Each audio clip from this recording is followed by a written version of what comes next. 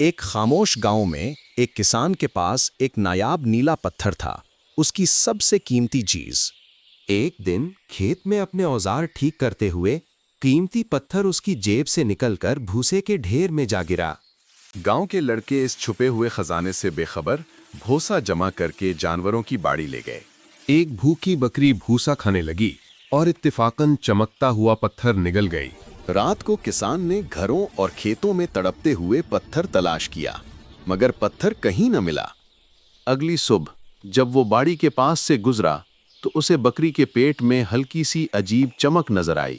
اچانک اسے احساس ہوا، قیمتی پتھر اب بکری کے اندر ہے۔ لالچ نے آنکھیں بند کر دیں۔ وہ بکری کو رسی سے باندھ کر لے گیا، اس کی ڈر اور جدوجہد کو نظر انداز کرتے ہوئے۔ وہ بکری کو گاؤں کے حکیم کے پاس لے گیا اور قیمتی پتھر لینے کے لیے اصرار کیا۔ حکیم نے اسے روکا، مگر کسان نے نہیں سنی اور فوراً آپریشن کا حکم دیا۔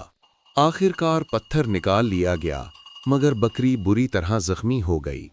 کسان نے پتھر ہاتھ میں لیا، مگر زخمی بکری دیکھ کر اسے پہلی بار احساس ہوا۔ اس نے سمجھا کہ کچھ خزانے معصوم جانوروں کو نقصان پہنچانے کے قابل نہیں ہوتے۔ اب اس بیچاری بکری کو صحت یابی اور دیکھ بھال کی ضرورت ہے، اور شاید ایک لائک اور سبسکرائب اس کے لیے مددگار ثابت ہو۔